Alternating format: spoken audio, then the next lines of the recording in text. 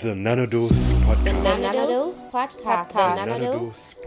The Nanodose Podcast. The Nanodose Podcast. The Nanodose Podcast. The The Nanodose Nanodose Podcast. Podcast. The You've Nanodose been Podcast. The The Nanodose Nanodose Podcast. The Nanodose. You've been Nanodose.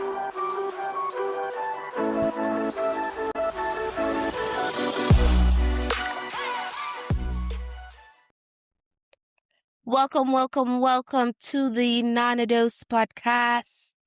I am your host, Eshiva, and I am so thrilled to be joining you here on another episode. This is, in fact, the first official episode of season 2. So exciting. Thank you, might I add, for the outpouring that I received on the introduction to season 2's premiere. Thank you for the love. Thank you for the support. Believe it or not, we ranked in the top 100 here in Jamaica on Apple Podcasts in, of course, the category of culture and society. So that was a wonderful win for me. With just a short introduction, I really received a lot of support from you. And my Nanadosas, I look forward to see how far we are going to go with this podcast. My heart is full. But yeah, I'm really excited. I'm really happy that you love what you're hearing. I'm happy that you enjoy this podcast and continue supporting it. Continue listening, streaming, downloading, saving, telling your friends and family. Continue, my friends, supporting the Nanados podcast. All right, so let's get into the meat of the matter. Today we want to have a conversation about the starting line. I believe that this is where a lot of things stem from. The trajectory of the quality of life that you have, it stems from your mindset now. And oftentimes, persons in their late 20s, persons who are in their 30s and 40s, they feel behind because there has not been any shift in their mindset. Their mindset is based on what society tells them. Your mindset is based on what you compare yourself to be with others. You getting me? We're going somewhere. And so oftentimes, because of these reasons, amongst others, of course, people tend to feel behind. Yeah, that's the truth of the matter. So, if you're feeling late in life, if you're feeling like time has passed and that peak that you should have in your late 20s or mid 20s, you have passed that window of how you expected your life to be, think twice. Think twice, please. All right, here's some statistics for you. And these statistics are pulled from different outlets, communication outlets here in Jamaica. So the Observer, Ministry of Health. I did a lot of digging and researching. So these are facts. And also it is based solely for Jamaica, right? So here's the thing. 1, Jamaicans marry later.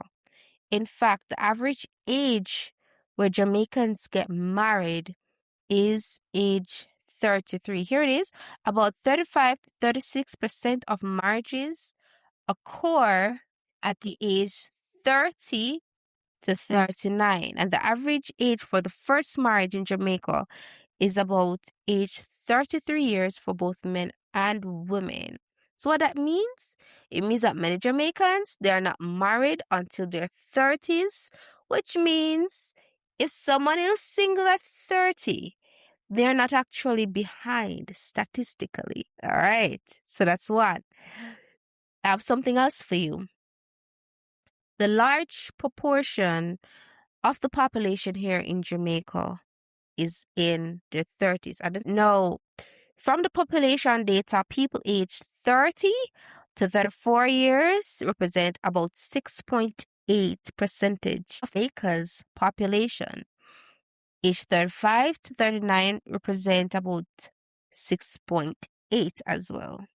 Now, if we're supposed to combine those two age groups, about 13 to 14% of the population, as I said before, is in their 30s. What does this mean? It means the 30s are a major working age demographic, and often it is a stage when people are building their careers, they're building their families. It is a building stage. Getting the point. All right. I got some more and I'm going somewhere with this, I promise.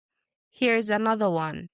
Now, 69% of the population is between 15 to 64, meaning this is the working age, right? Get a little summer job, 16, 17, 18, you work and study, you finish school, university, you start working officially. All right. What does this mean? This creates high competition for jobs and economic mobility, which can make many professionals feel like they are progressing slower than others. Remember, this is for the Jamaican population. Other countries and other first world countries may have a different statistics. And here's the thing with this point. Oftentimes, because first world countries, population is moving in at a different momentum, meaning the working class may be similar, 15 to 64, right? But there is not so much competition in certain fields and certain areas because they have more resources than what a third world country like Jamaica has. So we may have a saturated market when it comes on to certain professions. For example, nursing is a saturated field. I think certain business careers are saturated. There's only one top you can go to, and there's so many persons wanting to get to the top. Obviously, not everybody can get there. Get what I'm saying? So we compare ourselves oftentimes to persons in first world countries, but it is a completely different reality for them than for us. That is the truth of the matter. I have another statistic for you. This one will probably be my last one. Fertility and family trends, they are changing. So back in the day, the average amount of children that a family had was 4. And I'm talking about baby boomers. Especially in Jamaica, fertility is about 2 children per woman. 2. What does this mean? This means there is a lower fertility rate, which means people start their families later because they're focusing on career first. Obviously, it's going to mean delayed children. You get what I'm saying, guys? There are so many moving parties that makes us feel we're behind. But the truth of the matter is, you may not necessarily be behind. You may not necessarily be behind. That is the truth of the matter. All right. So, what are these statistics suggesting? Summary. If you're feeling behind at 30, statistics actually show the opposite of what you're feeling, right? So the typical timeline of a Jamaican, say around 20 to 25, is finish tertiary education, you get an entry job, right? By 25 to 30, you start career building. Maybe you want to migrate at this point. You start studying abroad, and start building your life even there. By 30 to 35, the timeline now is marriage or a long-term partner. You have a career stability. 35 onwards, you expand your family. You have property ownership. That is the timeline of today's society. And so being single, building career, or figuring life out at 30 is statistically normal. Folks, you are not behind. So the problem is you're comparing yourself, right? Because Jamaicans marry later, Jamaicans face economic pressures, and they compete in a tight labor market.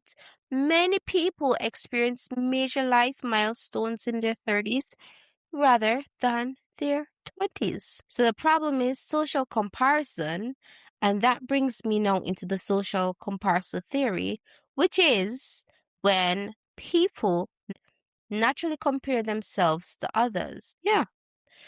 Unfortunately, in today's world, comparisons once upon a time was with your neighbors, it was with your colleagues who you work with, it was with your family, but now it is amplified. Every single thing is now amplified by social media. So you cannot compare yourselves with persons abroad. You cannot compare yourselves with people here who are advanced. Persons in first world countries, we're comparing ourselves, and that is the problem.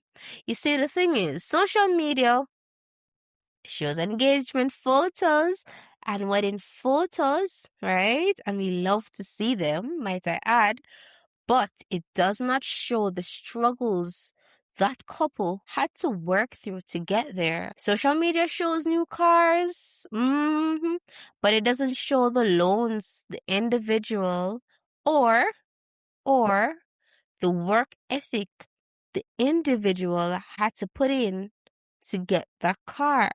Social media shows new houses. It doesn't speak about similarly the loans or the work ethic the person had to put in to buy the house. It shows vacation trips, but it doesn't show the planning, the months of planning persons had to plan to go on vacation. Social media, my friends, is not real. So you're comparing yourselves to something that actually isn't even real. Does that make sense to you? Comparison is the thief of joy. Remember that. You literally are comparing your everyday life to someone else's highlight reel, someone else's story, someone else's post, someone else's picture. You're comparing yourself to something that is not real. It's a facade. And let's be honest, we don't have Thanksgiving here, but we do have Christmas. And Christmas is usually time where families and friends, we gather together, and your aunts who you haven't seen all year or you haven't seen in 5 years or 10 years, your grandparents, the extended family come together, and it's one big happy time, one big party. And this is where the pressure usually comes from. Buy a house yet? How come you're not married yet? And you feel so bad, like, oh my goodness, my cousin just bought her 2026 X6. What am I doing with my life? You know what I mean? But families and close friends, when they really sink, they sink your insecurities right into your flesh. It hurts. It is so unfortunate. It is so unfortunate. And if you have not experienced that, kudos to you. But I have. I have experienced that, and it's the worst. I think that feeling can make or break you to go places, to interact with people, to socialize. It's such a very uncomfortable place to be. But there's pressure. And when there's applied pressure, it doesn't make the situation any better. It really doesn't. It actually makes the situation so much worse than it actually is. It makes it feel that way, at least. It makes it feel that way. So, do not compare yourselves. The meat of the matter is, let's just try to stay away from comparisons, because, as I said, it's all of a facade. Even when someone else is doing well, they themselves might feel behind. Come on. There's no need for any sort of comparison. Stay in your own lane, focus on your own thing, and let's go. All right, so with all of that said, we can now go into strategies that we can take in order for us to not feel behind in our 30s. Because it's very important that we have a clear outlook, a clear direction as to where we want to go, instead of, being so unsettled, having panic attacks, having anxiety attacks. That is not getting us anywhere. Let us not have a plan. And guys, on this podcast, you will always get practical things in which you can do to be better. If there's a problem that arises, there will always be a solution. And in this case, the first thing I want you to do is to redefine your timeline. I want you to redefine your timeline. You remember how I said, in Jamaica, I gave some ages and I told you things that you should be at by a certain age? I want you to redefine that timeline. Yeah. And instead of going by society's checklist, I want you to form your own path based on your experiences, based on your challenges. Form your own path. Develop your goals, develop your values, your faith, your circumstances, and reduce that pressure to keep up with the Jones. That's the first thing I want you to do. And then I want you to stop comparing yourself to others. We just spoke on that. And just track your personal progress. Where was I 5 years ago? Where am I now? Give yourself a clap, a round of applause. Hey, a standing ovation. Congratulate yourself. Celebrate you and all your accomplishments. Are you growing mentally? Are you growing spiritually? Are you becoming stronger physically? Yeah. Growth is what matters. It's not speed. The speed doesn't matter. It's very important. This is the third point that I have. That you reduce social media exposure and you stop comparing yourself to people's peaks. Remember, people do not post their downs, their lows. They post what they want to. Most people post their best. It is the truth. And if you can reduce social media exposure for two reasons, of course, the comparison aspect, and two, instead of using your time to scroll, you can invest that time to build something that can be meaningful to you while you're in your 30s. And that is something that I've been actively trying to do, limit my social media exposure, because it's very time consuming. Once you watch that one reel that grabs your attention, your thumb will start twiddling consistently on the phone screen. And it lasts for hours. It's so unfortunate. So if we can limit our social media exposure, we're saving ourselves from so many things. Comparison, one, and we're saving ourselves from failure. I challenge you guys to actually reduce your social media exposure for the next week or two. Do something constructive within that time and let me know. Are you now more rounded? Are you now better able to be further?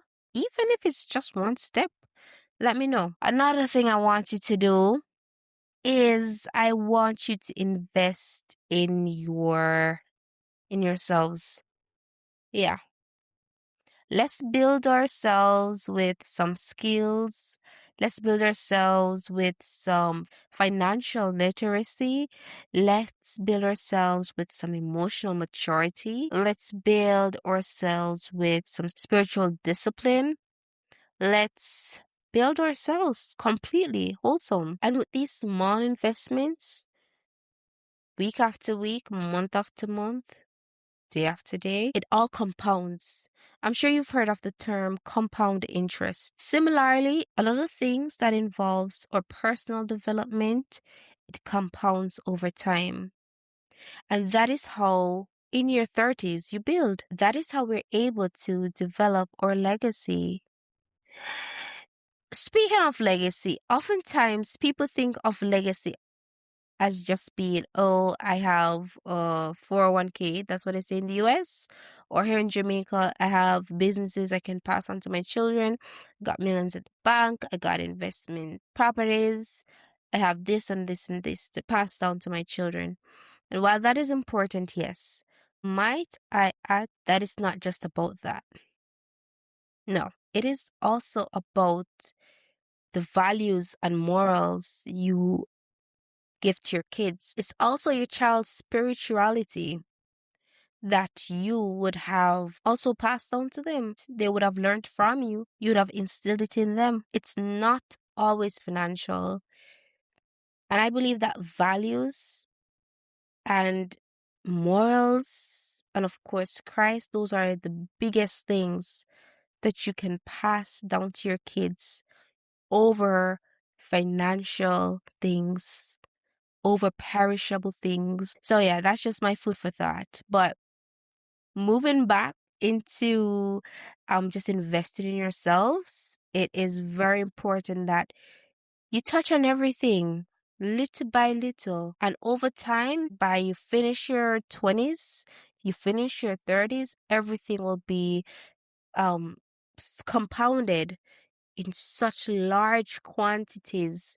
You'll be reaping before you know it. Last but not least, I want you to surround yourself with the right people. Go to the networking events. Don't be the person that sits in the corner. Talk to people.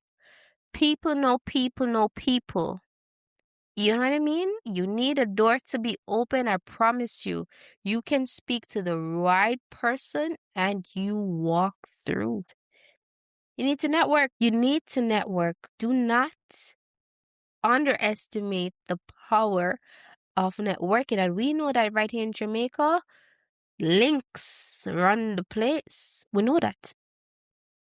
So if you know the right person, yeah, you can walk right through the door. And by the way, this is the last point, and certainly the most important one.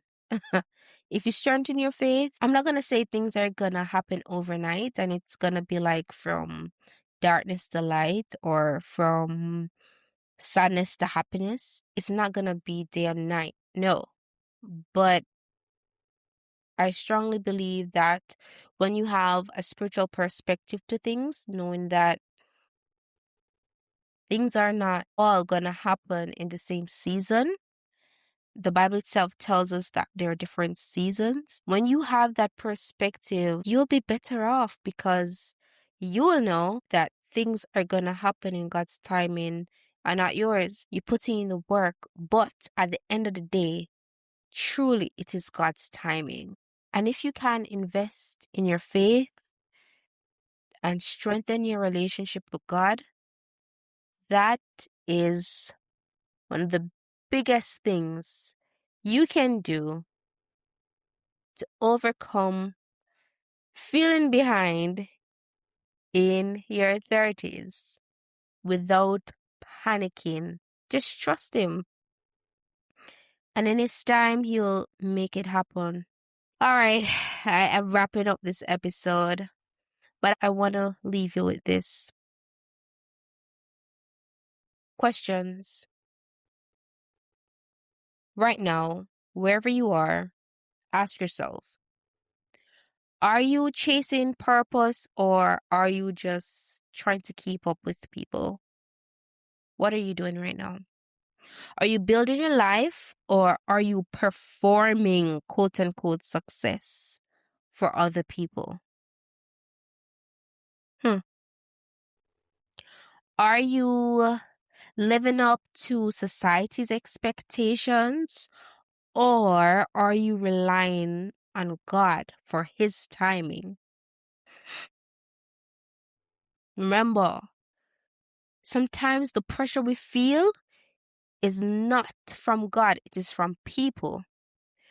And if you're relying on people, they're going to disappoint you. So at the end of the day, maybe you're not behind. Maybe you are exactly where you need to be. You may feel delayed, but delay is not denial. Your timeline doesn't have to look like everyone else's. Remember, you can set the pace for your life. Of course, God's timing is the final say, but at the end of the day, you and I, we both have responsibilities to take to not feel behind in our 30s or 20s or 40s. But yeah, folks, this is just my little nugget for today. I'm going to be closing out now. And I really hope that you enjoyed this episode. I really did. It really brought a new perspective to feeling behind. I really wanted to encourage you for you to know that in fact, you're not behind. You're just right where you're supposed to be. I hope this reached the right person at the right time. And if you liked this episode, I want you to engage with me on Spotify and on Apple Podcasts. By the way, we are on all platforms, streaming platforms. We're on Amazon Music. We are on all of them. I'll always leave a poll section. I want you to engage with it. You can always comment on Spotify. You can comment on Apple. Please rate the podcasts. I'm asking you, please. It's very, very important. Good things are coming next week, so stay tuned for another episode next week, same time, same place. I had a wonderful time today, and I hope you guys have a phenomenal week ahead. Remember, do not panic, just strategize if you're feeling behind in your 30s. Have a wonderful rest of your day, gentle folks. You have been Nana Dose.